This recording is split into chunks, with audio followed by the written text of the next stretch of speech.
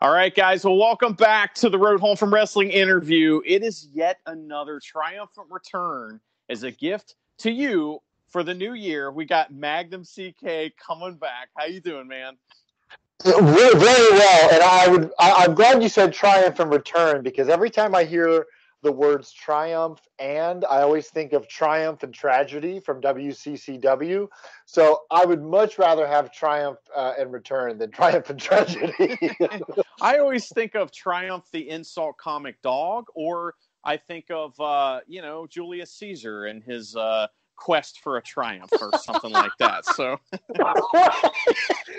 when you hear the word triumph, you think of a dog puppet or Julius Caesar. One or the other.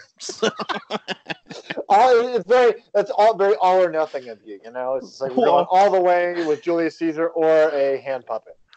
Well, we're like 2 minutes into this and we're already off the rails. So, guys, buckle the fuck up. This is what these interviews are like. If you're not familiar, Magnum CK is a former wrestler at this point, and at this point he is still a wrestling personality, and we're going to get into all that. But the last time you were on this show was in I believe July of last year, June or July, and this was kind of while some things were going on in your life that you weren't you weren't sure how they were all going to shake out, and this is craziness. So the last time we talked, you had recently been kind of blowing up on the independent scene, getting bookings all over the place. You got your champion at, tag champion at AIW. People were blowing your phone up. And then you got some bad news, but you've made the best out of it. Tell me a little bit about what life was like, just over a year ago before November and maybe the summer of last year. Well, it's tough because, as we've been making this documentary, I actually had the timeline wrong in my head. I kept thinking that the initial back injury was in February or possibly March of 2018. It turns out, and the only reason I found this out was I was looking for the footage, and I kept bothering this one promoter because it was a little tiny show here in Ohio. And I was like, dude, I know who my opponent was. Like, please help me find this video. And he's like, I'm looking in February, March. I'm not seeing it. And it turns out I was wrong. It actually happened in November of 2017. So that just goes to show you what wrestlers kind of deal with, and the kind of insanity of denial and just working with an injury. So the back injury I had, and I didn't know about for quite some time, like the extent of, and it got much worse, happened the week before I debuted at AIW, literally 1 week before, 6 days before I debuted at AIW. And I have the footage. I found it. It turns out the promoter was, I was bothering him for no reason because I had the footage all along. I just didn't think that it happened that early. And it was just literally what it was. It was just a little show 10 minutes from my house, and I would use those little shows to try things out. And I tried out a couple of spots because I knew I had my first AIW match the next week, and I just wanted to hit a home run. And so I tried out some little moves and, some different little things. And I tried the figure four on the post for the first time, like the Bret Hart. And it kind of didn't work out that well, but I figured out what I did wrong. So then the next week I nailed it, like this little stuff like that. I would encourage any wrestler listening to do that type of stuff. Because I had a really, really crappy match in Nashville, Tennessee for like the NWA 57th or 56th anniversary. I have no idea. And we were in Nashville, and it was Dave Marquez was out in the crowd. You'll see him on the NWA TV and everything. He's been putting up wrestling for 30 years at this point. Every promoter from around the world was there, and it was this 4-way scramble, and it was just a crap fest. It was just terrible. I mean, it was just nobody knew what the hell was going on, and it was just a spot fest, and it fell apart. And I've never been good at hiding it. Like when something's falling apart, and I'm like pissed about it or upset or sad. So I'm just like leaning on the tag rope, like watching my wrestling dreams flush down the toilet. And I got to the back, and I just kind of, nobody was talking to each other after their match, which is always a bad sign. And I saw Dave Marquez, and he still was interested in me, and he's like, please give me a call if you ever end up out in LA. We'd love to have you at the New Japan Dojo and all that. And he's like, I can tell you're bummed, but let me give you the best piece of advice I can, which is, if it didn't happen on TV, then it didn't happen. So I would use these little shows to work out the kinks. It's just like a stand-up comedian going and doing the Comedy Cellar or whatever, before they have their special, trying to work out your material. So I started using a top rope elbow drop, which is not necessarily a devastating maneuver, but I'm legitimately 6'4". I always hover around 250 pounds. At that time, I was about 255, 260. And that's a lot of weight coming down on people. So I was trying to calibrate that move, because just a couple weeks before in Pittsburgh, I just destroyed Victor Benjamin, with my whole body. I squeezed him like a can of, like a container of toothpaste, And when I landed on him, I was wrestling with a friend of mine, and I didn't want to hurt him, and he was laying at a weird angle. And as I was coming off with the elbow drop, I wanted to lean to my left. He was on my right. I leaned to my left because I didn't want to smash him. And I was like, hey, there aren't a lot of fans here. If it looks kind of crappy, no big deal. I don't want to hurt him. But I leaned too far, and I basically jumped across the entire ring, because I like to do my elbow drop across the ring because I think that looks better, as far as I can. And I basically just atomic dropped myself across the ring because I didn't want to smash him. And you can see it in the footage. It's a really awful. I mean, you can tell that I got hurt. And then the next week, I wrestled AIW for the first time. I did 2 elbow drops. I did all my Terry Funk stuff. And, I was falling down and getting the crowd. The crowd was chanting old school wrestling, and I was kind of off to the races. And the booking started coming left, right, and center. And again, that was in November 2017. So the kind of back pain's not going away. It's getting a little worse, but that's still kind of normal. I mean, the thing about wrestling is you get used to the pain, but it always goes away, right? It just wasn't. And then, I'm driving 9 hours to Toronto overnight and coming back home, and I'm in the car, and I think, well, it must be my car seat. It's the seat of my car. There's no cushion. So I get a lumbar support.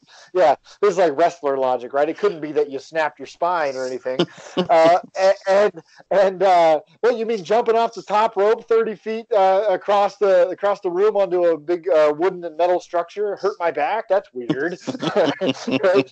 And it's got to be my car seat. So I got a lumbar support, and I remember Matt Justice even making fun of me at one point because he was driving my car, and he's like, all right, Grandma, what are we doing with this ass pillow? And I remember in March 2018, had a little match up in New Jersey, landed kind of funny on it, got a little worse, and it's just it just kept ticking by, and it just kept getting worse and worse and worse. And then I took my family on a vacation, and of course, like the wrestling addict that I was, I booked a match in New Jersey while we were on vacation. And so my family was off. My wife was taking my girls to the first Broadway show they'd ever seen. So I missed that for a indie wrestling show in New Jersey, in Hoboken. And I did my normal kind of spots I was doing. I was working out these kind of comedy spots that I took and adapted from Terry Funk. And they involved a lot of atomic drops and humping the air and making funny faces. And they were pretty funny. And the guy I was wrestling, one of my favorite guys I ever wrestled, but he's a lot shorter than I am. And so this is a TV taping, and I thought, well, he's giving me these atomic drops and then, ducking one and giving me the reverse atomic drop. And that was kind of the spot. And I was like, I want to make sure that they don't miss. I didn't want a WCW atomic drop. You know what I mean? Where there's 5 feet between the guy's knee and your ass.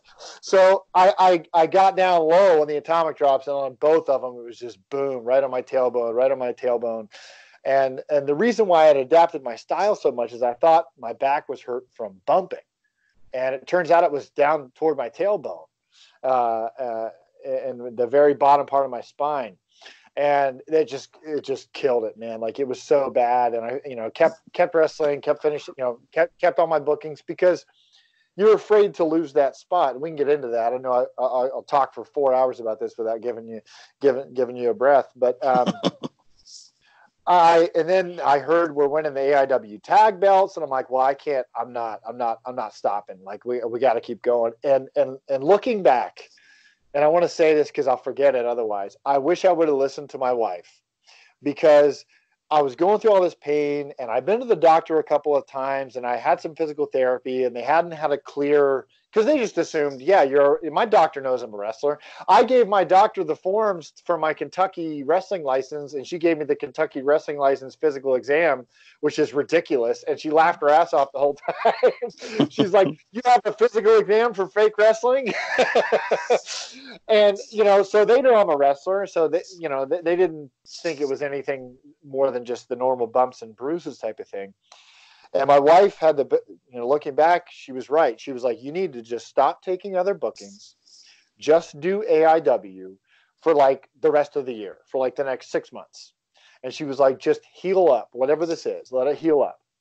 And I just couldn't. It was like Icarus. I was too close to the sun, and I kept flying. And I didn't want to lose my spots at all these places. And it just kept getting worse and worse. And then eventually my physical therapist was like, we fix you up, and then you come back the next week and you're worse. Like, you got to stop. And I was like, And then I finally got the call from my doctor. It was in September last year. And I had totally adjusted my in-ring style, and I wasn't back bumping as much. I was doing a lot of ass bumps, which in hindsight is the worst thing I could have done. And they're like, well, this and this, and your results came back, and this looks good. And, the doc thinks that this pain you're having is because of the spina bifida. And I was like, what? Excuse me? She's like, yeah, your spina bifida. And I was like, that's the first time I've heard those words from my medical chart. Like, what are you talking about? And she's like, oh, they didn't tell you? I was like, no. She's like, well, we got your x-rays back. You have spina bifida occulta. And she's like, that's actually pretty common. That's, a lot of people have it. Most people never find out they have it. Or if they are diagnosed, usually this is diagnosed in the womb through an ultrasound. And of course, my parents never got ultrasounds or anything like that when I was a baby. And my doctor even told me, she's like, you are without a doubt the oldest patient I've ever diagnosed with this. Because I think she's like, you're like, well, what are you, like 33? She's like, yeah, usually we diagnose this at like 7 months. So really all it is just it's a weakness in the bottom of your spinal cord. And it's pretty common. And if you ever see someone with the little dimples in their lower back, which I've always had since I was a kid, those two little dimples that kind of look like C-shaped, odds are they probably have this. So it's not a life-threatening thing, and most people never even have any complications with it. But most people aren't pro wrestlers, And right. And I even wrestled. When I had this injury happen, I was just starting my 7th year of active wrestling, and it had never been a problem, but because I never landed that way before, I just hit it the right way. And then it turns out I had all these stress fractures in my spine, and they weren't healing because, they couldn't heal because I was constantly wrestling. And then it got to the point where the doctor's like, at some point, if we don't change something, we're going to have to probably, if this gets worse, like, she's like, I'm worried that this could be a full-on break. And you're going to have not just little fractures in your back, which is scary, in your spine, which is scary enough, but you're going to have a broken back, and we might have to start some kind of fusion here. And my uncle was a wrestler, had fusion and all that, so it scared the hell out of me, and I could barely walk, but I just had to make the hard choice, and just kind of move on. Yeah, and the last time you were on, you had announced that you guys were working on Marking Out 2. And that's while all this is going on. So much like Wrestling with Shadows, was originally supposed to be out about something else, it ends up being about, the Montreal Screwjob. I have actually a quote that you said to me a long time ago. You said, a documentary is a movie that you write after you film it. And things kind of changed for Marking Out 2 while this whole, injury diagnosis and possible retirement and everything was going on, right?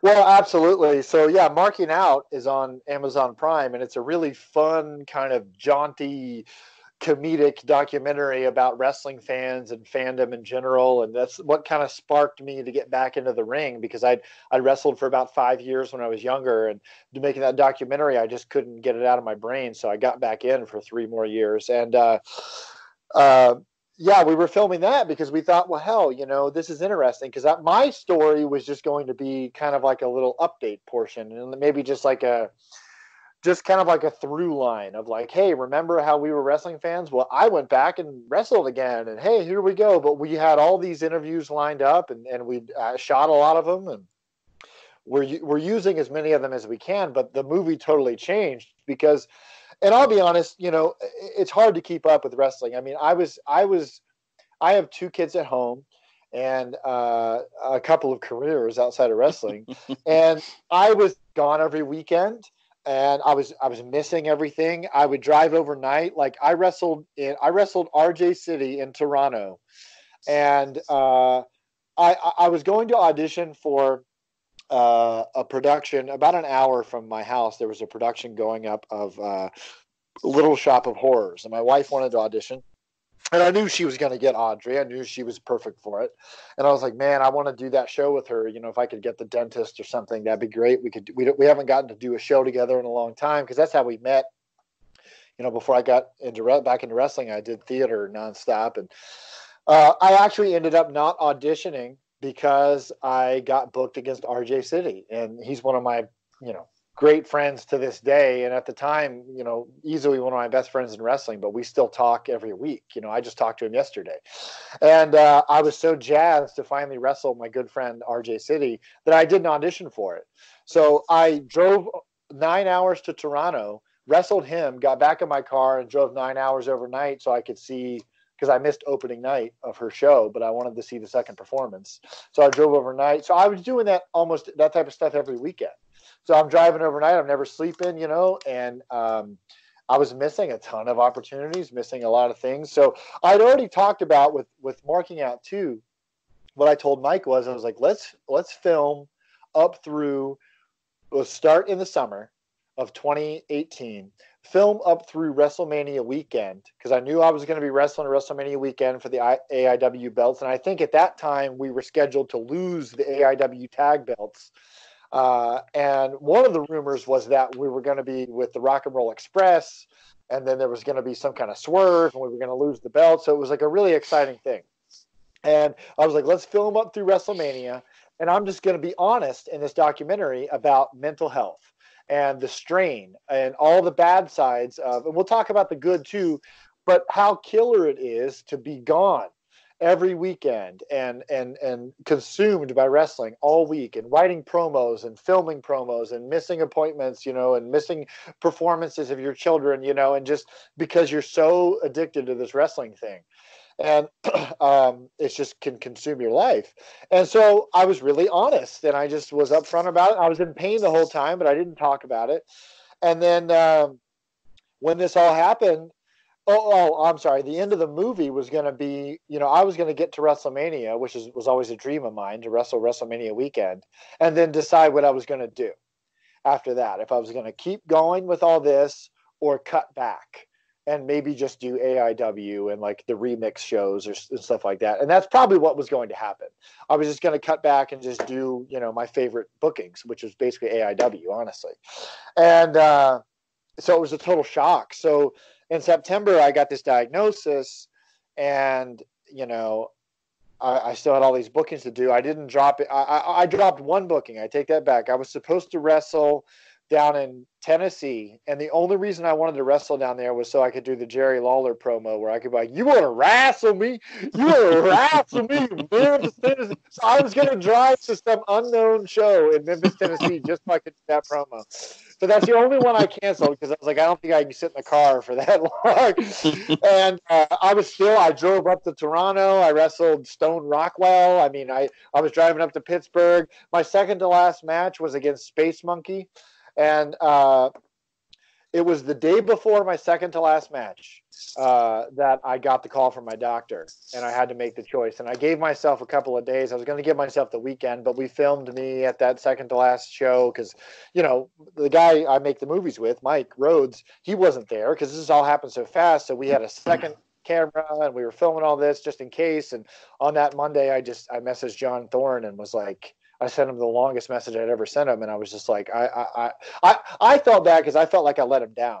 Because in my mind, when someone puts a belt on you, that's something that you take very seriously.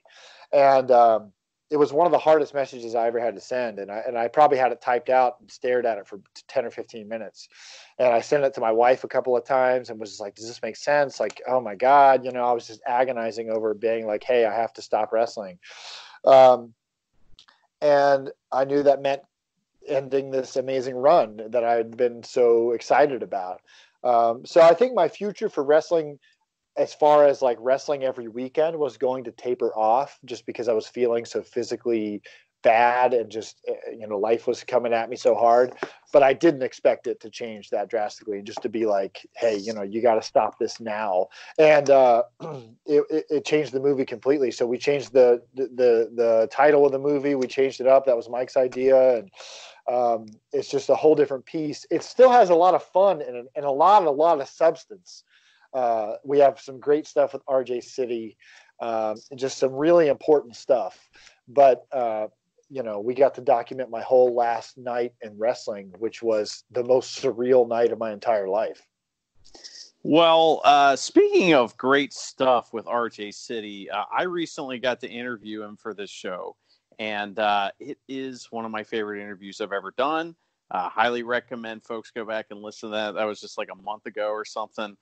Tremendous stuff. That guy's awesome. And we talked a little bit about you, and we talked about, you know, about your documentary and what was coming out and everything. I'm very interested to see his parts. He, of course, was like, oh, I just talked a little bit, you know, which I'm sure is not the case. I'm sure it's him being awesome.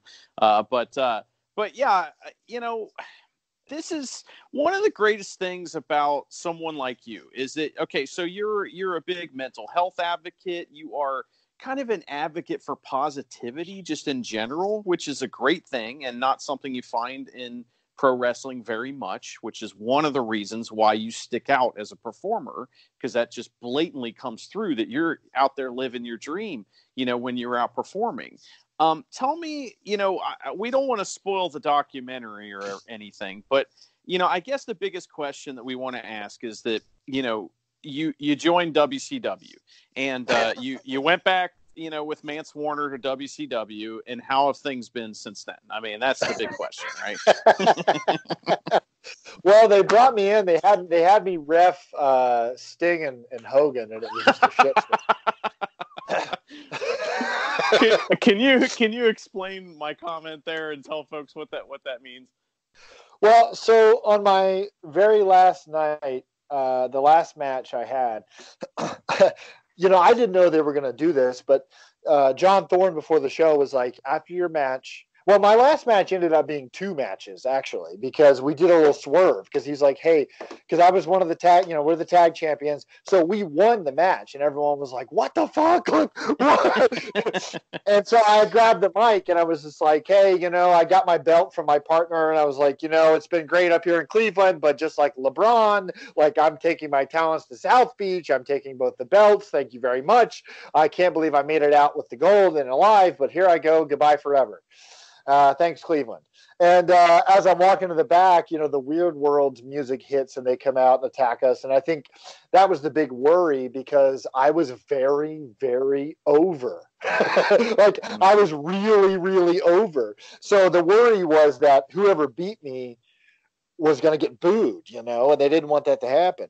So we did it. John is a genius. We did it the perfect way and it got over. And as soon as people heard Weird World's music, they knew the deal. They were all for it.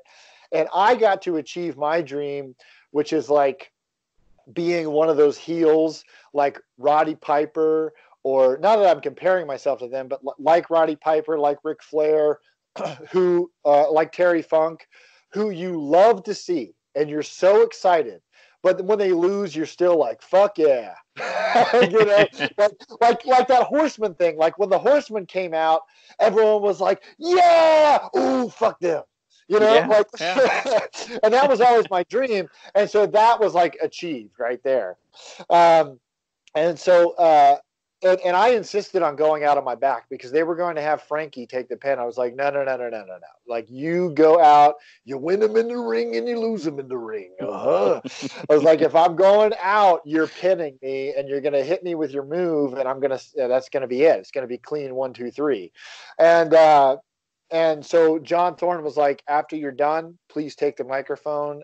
As long as you want, say whatever you want to say. It's your night. Thank you so much.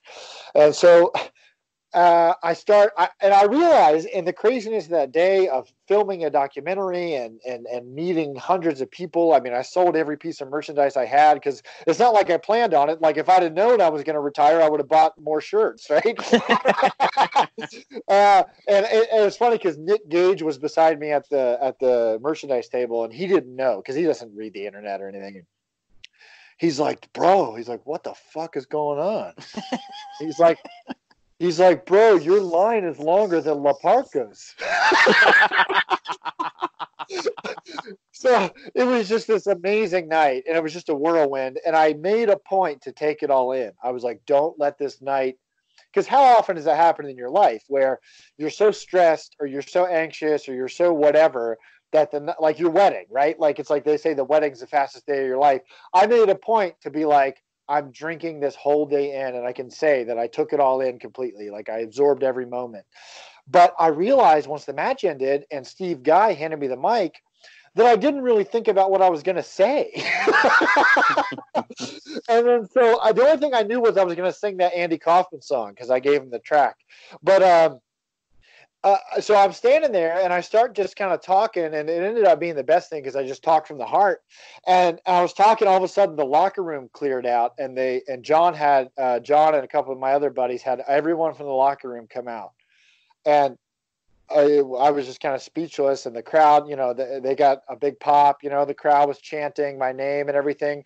And as soon as the chant started to die down from that, it popped in my head. I looked at the hard cam, and with my arm, I just wrote in the air, WC. Just like Bret Hart after the screw job. Awesome. And I don't know why that it popped into my head, but it's since been absolutely the greatest thing that I've ever done. The footage of this is great too, because the crowd's cheering and you look angry while you're writing it, like screw this place, I'm out of here, because you just lost the title, and yet it kind of continues on into this nice send off for you. And what's interesting about this whole thing, I mean, there's a lot of interesting things about this, and one is that you are telling this story with such joy in your heart about the day you had to quit the thing you love. And so that tells, that's one of the reasons I think you're awesome.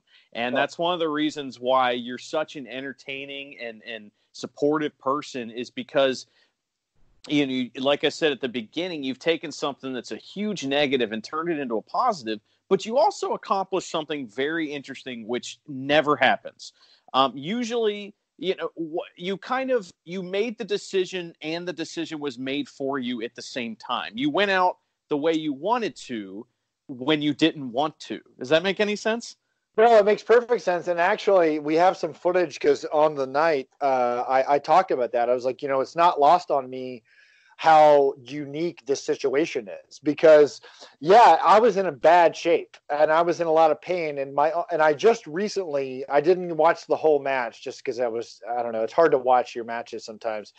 And I just kind of scrubbed through it because we're compiling footage for the documentary, and you can tell that I'm just in pain. I lost about half a step, and we're trying to hide it, and I tried to keep it simple, but still the first spot of the match is me getting knocked off the apron back first into the guardrail, because I wanted everyone to be like, oh shit, his back, like, oh my God, and it worked, we got some sympathy and even though I was the bad guy, but it got the crowd into it. So it wasn't just a bullshit match, but there was no question question in my mind. I was like, no, this is not, because the week before my last match, I wrestled Space Monkey and we had a great fun match, but I was like, this is not the last one. Like, if I have this belt around my waist, like, I will lose it. I'm not turning in a belt. I'm not losing my smile. Like, I don't care if I have my head hanging off.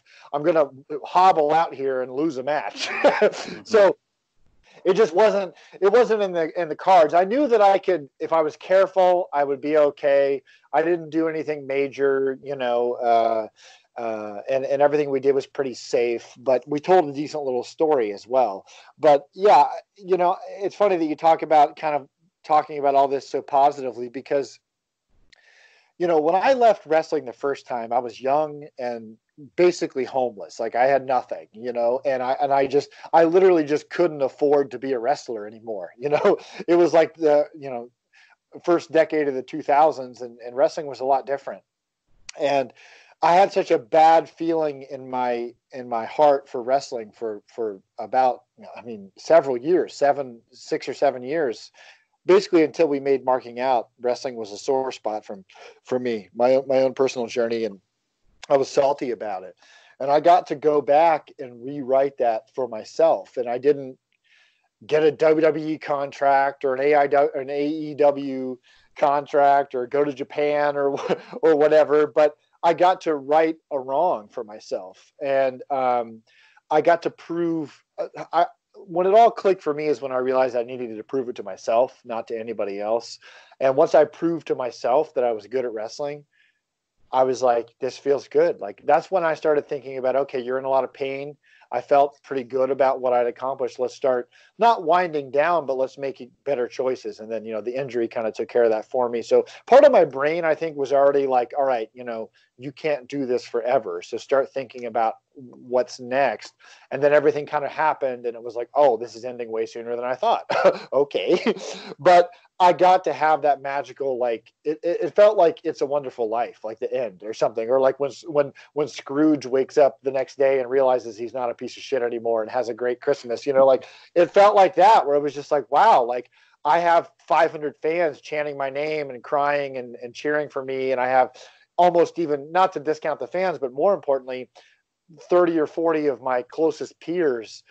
People that people have heard of. I have Eddie Kingston walking up in tears, hugging me. And I'm like, I used to watch you. I used to go to Chikara and watch you and be afraid of you. And now you're like hugging me and upset, and so it's hard not to look back on it with anything but positivity, because it was one of the most positive nights of my life. Now, that's not to say over the last year or since then, I haven't had some down times of like, God, man, I could be doing this, or I could have wrestled this one, or I'll have a promo idea, or I'll see a spot online and I'm like, oh, I could do that. So it's hard. And I've definitely had those moments where I feel a little down about it, but not only my wife and my therapist both kind of prepared me for it as it, because, like I said, starting in September, I kind of saw some of the writing on the wall, at least that my time was going to be shorter. I didn't know it was going to be that short. And my therapist told me this, and she told me not to tell anyone. She's like, this is going to offend some people, so don't tell anyone. So here I am telling you. She was like, it's not, she's like, it's the same. It's going to be, just prepare yourself. It's going to be the same part of your brain that fires when you lose a loved one, or when someone has cancer, or you're having to deal with your own diagnosis. It's loss. It's the same part of your brain. Now, leaving wrestling isn't the same as having brain cancer, but it's the same part of your brain that fires up. That's like the feeling of loss. So I was a little bit prepared. So I was able to think through it and accept it a little quicker than I think I would have otherwise. But in some ways, it was almost a relief in a lot of ways physically, because, we have footage of me hobbling around backstage at some of these shows. I could barely walk. And then once you get out there in front of the crowd, the adrenaline, it's a lot better. But man, they filmed me the day after that Space Monkey show, and I could barely move. I look like Stu Hart.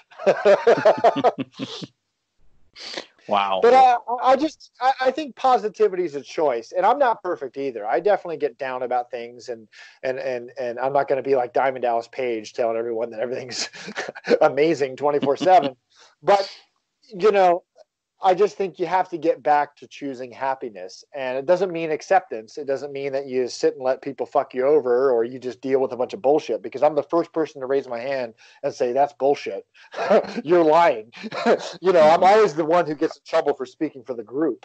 But the end of it, you have to come back to happiness. So what I've done is, I'm thankful that it's documented. I have this amazing chapter of my life that's going to come out on in movie theaters and stuff. And I have some projects come down the pipeline. Wrestling's not out of my life, and I have a lot more to my life, and that helps a lot. I think it was Greg Iron was telling me that.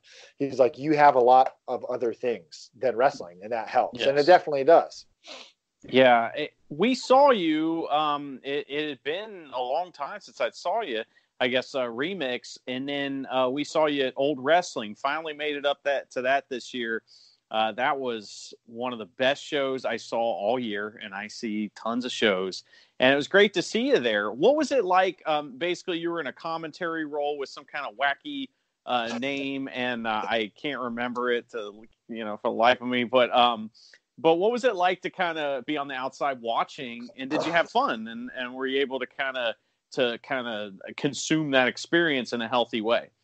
Yeah, I definitely had fun. So when I left wrestling the first time, one thing that I did do is I got to do some commentary. So I have a lot of experience doing commentary. And I did it for several years. And, Old Wrestling is another home of mine. That's a place I'd go up there for their big show every year if they let me. And, I know everybody there, so it didn't really feel that different. I mean, I got to hang out and talk to RJ City and tons of other guys, just like nothing had happened. And there's some people I hadn't seen in a while, but it is different. It does make you want to kind of get out there, and get in the ring. But at the same point, like I also love being a performer in another sense, and one decision I had to make, because, before I decided to leave wrestling, again, this is over the course of like 3 days, I had to make this decision. I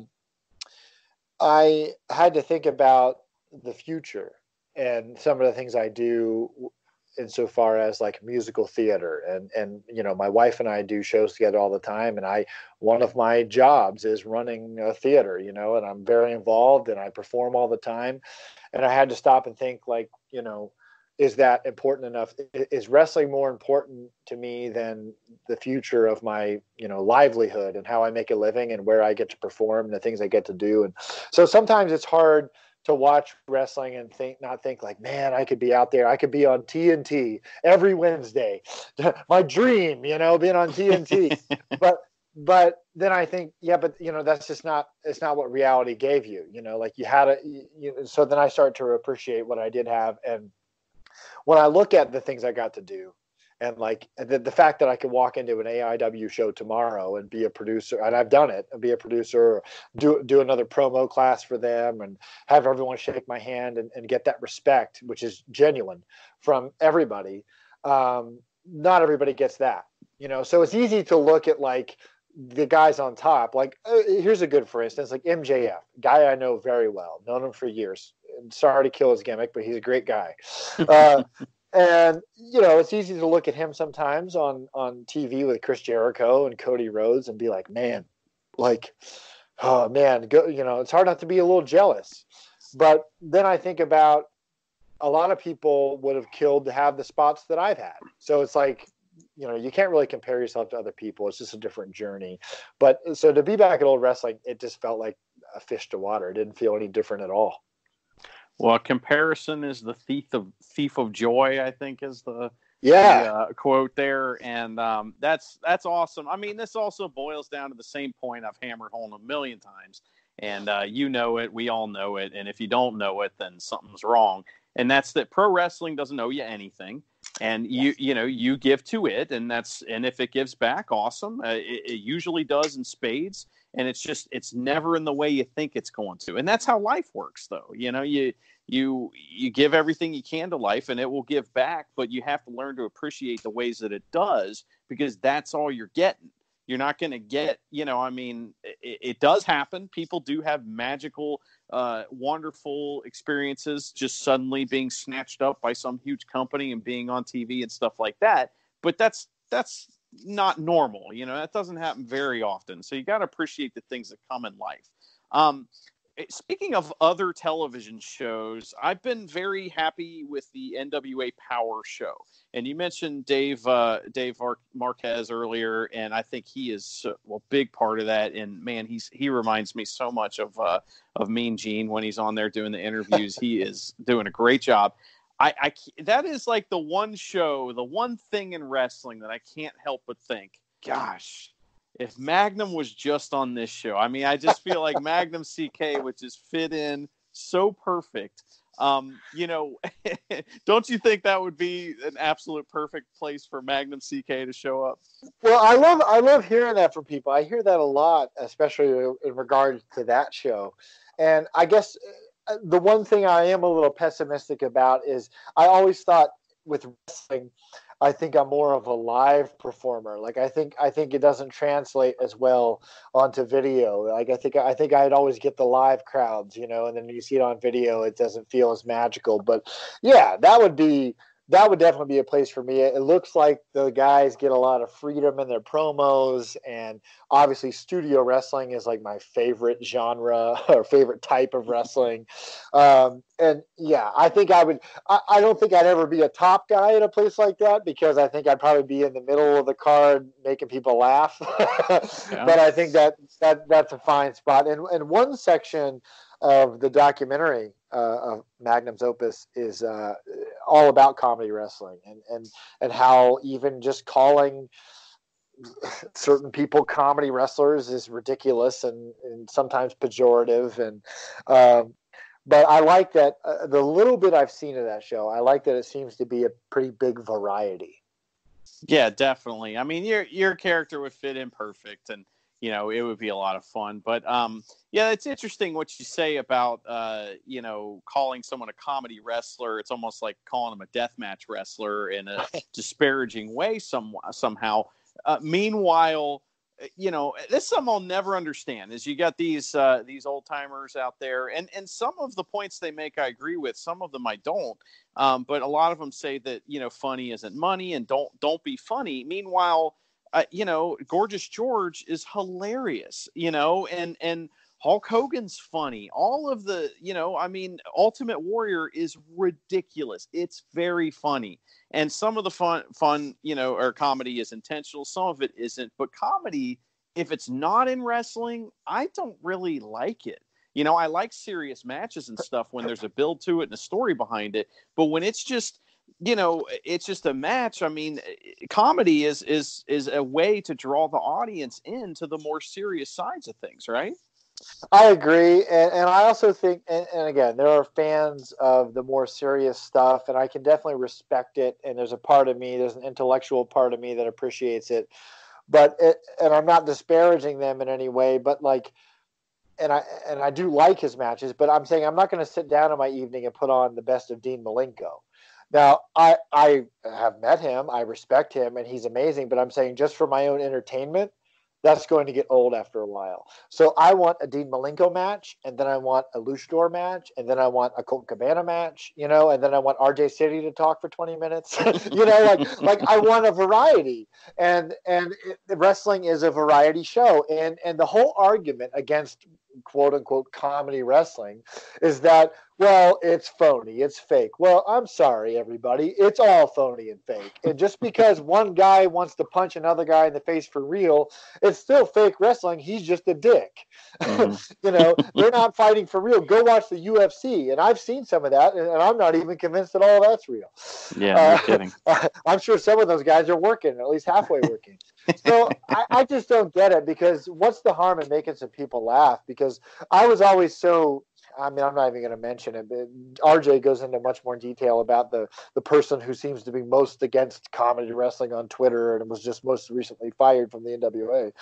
But I never got it because people, well, hell, I'll say his name. So people like Jim Cornette, he shits all over comedy wrestling. Go watch Jim Cornette. He did some of the funniest stuff in the 80s. Yes. Now, and here's the big difference. And I think a lot of people who go for comedy spots or want to be comedy wrestlers might not understand this. And this is something that clicked for me a few years ago was the best performers can be deathly serious and positively hilarious within the same amount of like segment, right? So like Ric Flair would do some of the funniest shit and would be begging off his Sting and saying "God damn it" when he got backdropped and making the crowd laugh and rolling out of the ring and taking 3 steps and falling down. And then 10 minutes later, you'd think, Jesus Christ, he's going to kill Sting. He's going to break his leg. And that is what's missing with some of the things that I see. But I also think that's what's missing with people's outside perspective. Like sometimes I think someone like a Jim Cornette only sees the GIF of, you know, Joey Ryan's penis plex, which I think is hilarious. But they don't see the rest of the match, which might have had some great wrestling in it. So they're only looking at the thing that they know they're not going to like, and they're not looking at the rest of it. Yeah, Jim Cornette's hilarious. You know, like his promos are so funny in the 80s. And it like the insults he throws, he's like Don Rickles, you know, and I never understood that, but I mean, it is what it is. I think, you know, part of that's him working and part of that's just saying things to piss people off and whatnot. Yeah, it's just character. And RJ City and I had a great conversation about this at that old wrestling show you're talking about, because I think he laid into RJ because someone sent him a funny clip of something RJ had done, and I forget what it was now. And of course, Jim Cornette's like, oh, phony wrestler playing dress up. And it's like, I've been in the ring with RJ City. I've been in the ring with 1,000 different wrestlers. He's one of the best I've ever been in the ring with, just from a wrestler standpoint. I've never had wrestling RJ City was legitimately a night off for me. Because I'm usually, I don't want to use, like, I think the term ring general is overused, but I'm definitely a leader out there. I do a lot of the planning. I'm calling the shots. Like, I'm trying to feel the room, trying to see what's working. When I wrestled RJ, I didn't have to do anything. He already had the idea for the match. It was brilliant. I didn't change a thing. I loved it. And he called the whole thing, and I just kind of I did the moves when he told me to do the moves, which is never the case. Usually I'm the one thinking 100 miles an hour. So when I hear someone coming down on like RJ and saying like, oh, bullshit, in his underwear, comedy wrestler, and it's like, no, this guy's a pro and he's a veteran and he's very, very skilled. He also chooses to be very, very entertaining. All right, his match at Old Wrestling, well, his great-grandfather's match, RJ Metropolis, he was that was some special stuff there. I mean, he had Dr. Dan with him as his director, and they had a stand-in double and all this stuff. I mean, it was tremendous. And that guy's a comedy genius, and you know, no matter what the art is, whether it's, you know, taping a banana to the wall, or it's, you know, pro wrestling, or it's painting, or anything, there's always going to be a comedy. And I think that one of the things about pro wrestling is that it's sports entertainment, you know, and are you being sports entertained is kind of the question you've asked the crowd, and you've used all of the tools in your toolbox, as opposed to not including one because it might piss off some old man, you know. So that's why limit yourself to an irrelevant opinion anyway, because, you know, I can tell you this, it takes a lot of intelligence to do what some of these guys do. And I just recently noticed this about myself. All the characters I come up for myself are all, like, when I write, whether it's a film or even in a play or in wrestling, they're always idiots. And I just love playing dumb characters. And then none of them ever know that they're dumb. I realize that they all have that in common. All these different characters I've written for myself, they all have that in common, where they're idiots, and most people can see it, but they can't. It's just like, as a wrestler, me throwing my arms out to the side with my big cape and putting my nose up in the air, and, you know, with my arms out, and then acting surprised when someone high-fived me. You know, it's like, what did this idiot think was going to happen? You know, like, that's entertaining to me, but it takes intelligence to come up with stuff like that. So when I think about RJ City, he's probably one of the, well, I shouldn't even say probably. I mean, he's one of the smartest guys that I know, and really understands performing and comedy. And he said two major things that he said to me in my life that have really stuck with me. One was after I announced that, you know, that AIW match was going to be my last one. I got thousands of people reaching out to me and hundreds of messages. And he sent me one that still sticks out to me where he's like, I don't mean for this to sound cold, but I'm not worried about you at all because you're a performer.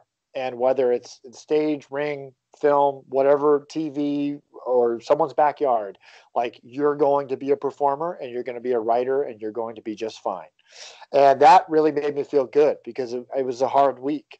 But another thing he said that's in our documentary, you know, because he's talking about mental health and being secure and within yourself and comfortable in your own skin. And I said, you know, it's odd to me that you seem like one of the most together people that I know. And he said, no, I'm not. I'm a mess. I'm just the most okay with being fucked up.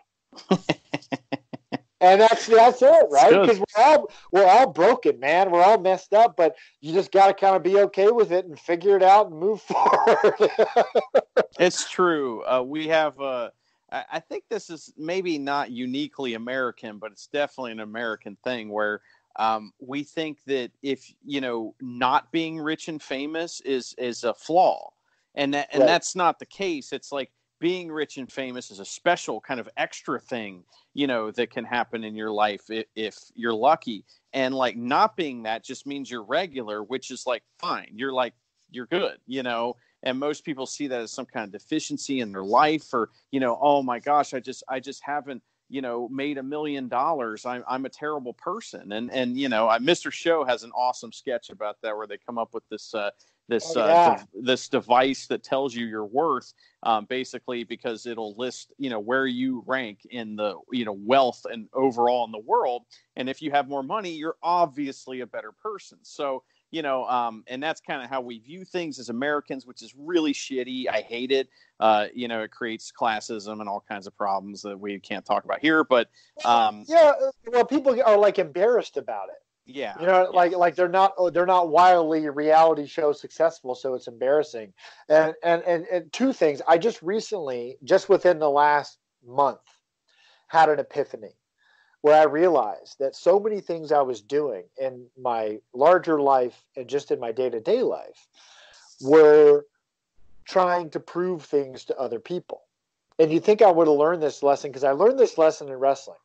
Because once I stopped trying to please other people and just started trying to please myself, I got successful and I was comfortable and I got happier. But I realized that so many things, like, you know, someone was in an email about something that was wrong with a theater contract, and I'd be thinking like, oh man, they're going to think I don't know how to do this job, blah, blah, blah, blah. And then I realized like, okay, wait a minute. No, they're not. If they do, they're an asshole. And so fix it or don't, but you're good at this. Move on. And it's like a weight off your chest, you know. And another thing, the second thing is I tell, because I also teach, I tell all my students this, I tell all my cast this. If I'm directing, I always say it's a new thing I'm living by, because when I stopped trying to pursue success in everything, whether it was working in theater, working as a teacher, or working as a wrestler or as an actor, pursuing success always led to disappointment every single time, because I could never get that imaginary bar. I could never get over that imaginary bar of what I thought success was. Once I started pursuing excellence, as in getting good at something, when I stopped looking at wrestling as, oh man, I need to be successful, and started looking at, oh man, I need to figure out what I like and get really good at it, boom, took off within 3 months. Just boom. The same with education, same with working in theater, same with all these projects I have going on right now. Instead of worrying about, but who's going to watch this dumb comedy wrestling thing I want to do, I started thinking, well, how can I make this really funny? And then people are going to watch it. So pursue excellence, not success. Well, there we go. Yeah, success comes with excellence. That's some tremendous wisdom from Magnum CK as usual. You know, I was gonna say, we had to get to some mental health epiphanies at some point, you know. But that stuff's all awesome, and again, like I said, you're an ambassador of positivity to the world, and people like me appreciate stuff like that. So, is there a release date yet on Magnum's Opus, or are we just kind of waiting to hear that? Well, it's being edited now, and we're filming a couple of extra little things. I had some comedy things I want to put in there, just like the last movie that I like to. We want to spice it up. Um, Mike's editing it, and the plan is to have that done in January. And then the good thing these days is we can just start rolling it out shortly after. So I would look for it in the earlier part of 2020. I think as this goes up on January 1st, within a few weeks after the first of the year, we should be announcing. I can tell you that we want to premiere it first in Cleveland, just because that seems right. We're also going to have a showing shortly after in Pittsburgh. We'll have one here in Athens, and we have a couple more that we're working out. But I'll release all those dates. But I would anticipate February or in March. We should know soon. And the reason why is, this it's gotten pushed back a couple of times, because originally we wanted to have this out in November, because we thought of 2019, because we thought, oh, we'll be done shooting it in April. That's plenty of time. But then all this stuff happened. It pushed back shooting to August. We didn't finish till August, and so it's gotten pushed back. But we'll get the word out there for sure. It'll probably be February ish. Well, where can folks find out? Where do they need to follow and all that stuff so they can get the up-to-date information on when this movie's going to come out? Yeah, Twitter's the best place. At the Magnum CK is definitely the best place. Or they could follow you and you'll just retweet it. That's true. I do that. That is a fact. So, well, you can follow me at the Road Home FW. You can follow, that's the show. You can follow me at Drucifer Tweets. And Magnum, do you have any last kind of messages for our listeners here? And, this is your triumphant return. And I have a feeling, down the road, we're going to have yet another and maybe yet another, because this relationship has garnered a lot of entertainment and wisdom fruit that I enjoy picking. So what do you think? Well, what we'll have to do once we have the exact dates nailed down, I'll just have to come back on and talk about them, right? There we go. Honestly, I try not to be too preachy and too philosophical, because again, I think it's easy for people to get the perception that, like, oh, this guy's full of shit. He never has a bad day. You know what I mean? Like, there's people that are like, you just have to have a better attitude. It's like, no, man, you have those days where you're like, fuck this. Like, I don't want to do it. But my best advice is happiness is a choice. Positivity is a choice. My wife has taught me that for years. And you just have to get yourself back there and don't fight it. You're going to have a bad day, but there's always a way out. I mean, my whole life changed last year and I did not expect it to happen. But one thing I've learned from making documentaries and being a director in plays and video and everything is there's always a way to get the project off the ground to finish it, right? It's never, ever going to go the way you want, but you can always roll with it. And if you're trying to bend the world around yourself, it's never going to happen. You're going to be frustrated. You could be the most successful person on the planet. And if you're trying to bend the world around yourself, you're going to hate it and you're going to feel unsuccessful. But if you just ride out that wave and bend yourself around the world, man, you'll be going a million miles an hour. That's awesome stuff, man. And you out there listening to this, you got a choice. You can wake up every day and you can think about this world and think it's a scary, terrible place. Or you can think like me and my friend Magnum CK and say it's a friendly world. For me and my guest, Magnum CK, thank you so much for listening and Happy New Year.